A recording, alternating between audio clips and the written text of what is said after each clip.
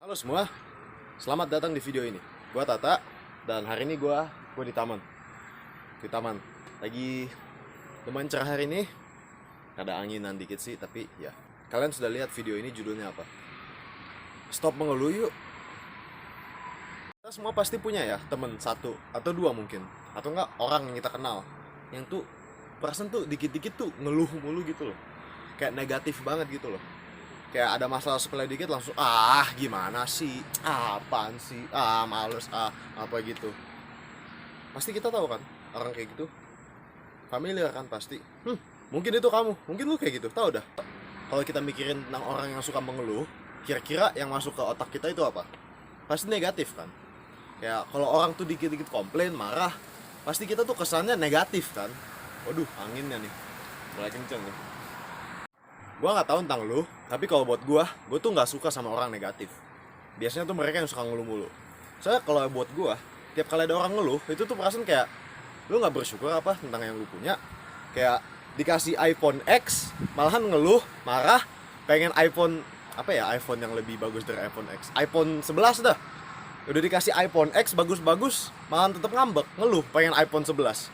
Ya, kan udah dikasih HP, walaupun nggak mau, kayak bukan HP yang kita mau, palingan bersyukur dong, udah dikasih iPhone X mahal-mahal.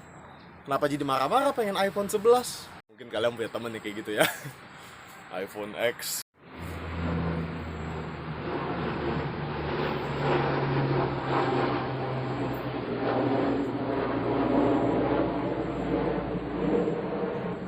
Ada pesawat. Kan pasti biasanya kalau mengeluh itu tuh karena ada sesuatu yang terjadi. Misalnya kayak tadi gue bilang, lu mengeluh karena dikasih iPhone X padahal maunya iPhone 11. Atau mungkin mengeluh karena lagi sekolah tiba-tiba wifi-nya meninggal. Kok meninggal? Mati. Wifi-nya mati, tahu dah. Router rusak atau enggak provider yang matiin, entahlah, pokoknya mati lah ya. Tentang hal-hal yang bisa terjadi ke kita, gue bilang bahwa ada dua tipe hal yang bisa terjadi ke kita. Tipe pertama bisa kita kontrol, tipe kedua nggak bisa dikontrol. Namanya kayaknya cukup menjelaskan ya.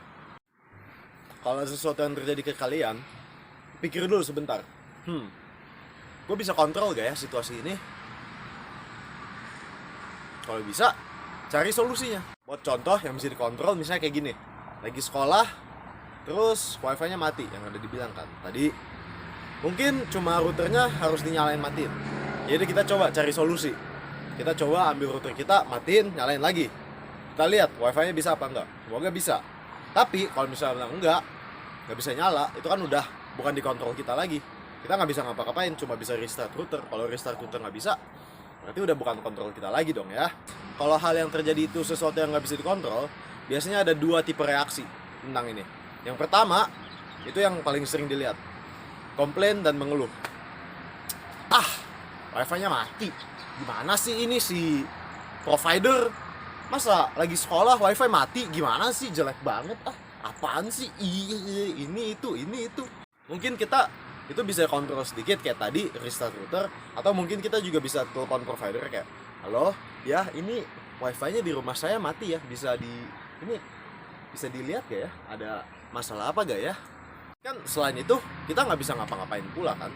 Ya udah, apa boleh buat wifi-nya mati ya kan, kita terpaksa nggak ada wifi ya. Kalau kayak gitu kan orang marah-marah kan, kayak komplain mati, dasar wifi apa gitu, terus kita jadi ngomong kasar terus.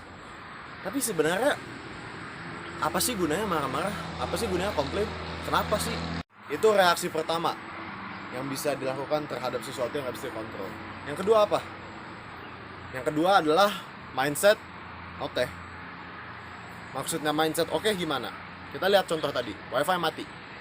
Kan reaksi pertama itu marah-marah, komplain. Tapi reaksi kedua, udah habis telepon, coba restart router, nggak bisa.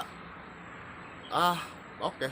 Ya udah, coba pikir, ngapain marah-marah? Ujung-ujungnya kita marah sama kita nggak marah, ada yang bisa secara ajaib ngebenerin wifi-nya nggak? Ujung-ujungnya kan sama aja. Jadi ngapain marah-marah kan? Kalau kita marah-marah itu nggak bakal ngebantu fix the problem, nggak bakal ngebantu ngebenerkan masalahnya. Itu bukan solusi untuk marah-marah. Jadi ngapain? Marah-marah cuma akan bikin kita lebih suka marah, lebih pemarah gitu. Kan kita kan pasti nggak suka ya sama orang pemarah. Jadi tuh, nggak usah marah-marah. Kita harus mulai biasain untuk mindset, oh ya udah, kalau emang nggak bisa kalau dikontrol kita, kalau kita nggak ada kendali terhadap situasinya, belajar untuk oke, ya udah, kita nggak bisa ngapa-ngapain, kita bisa pilih tapi reaksi kita ada kendali di reaksi kita. Jadi kita bisa pilih reaksi untuk marah-marah, komplain apa gitu, mengeluh, atau dua, prinsip apa boleh buat. Kita kan kalau pilih untuk diem aja nggak bakal jadi marah, nggak membuang-buang energi marah-marah. Jadi kita kan juga lebih jadi orang kalem gitu loh, lebih mantap. Coba kita pikir di wifi nya, ujung-ujungnya juga kalau wifi mati, kecuali kita lupa bayar, ujung-ujungnya pasti kalah di benerin teknisi. Apalagi kalau kita telepon, ya kan? Jadi udah, tungguin aja, ngapain marah-marah, ya kan? Sekian saja video dari gua.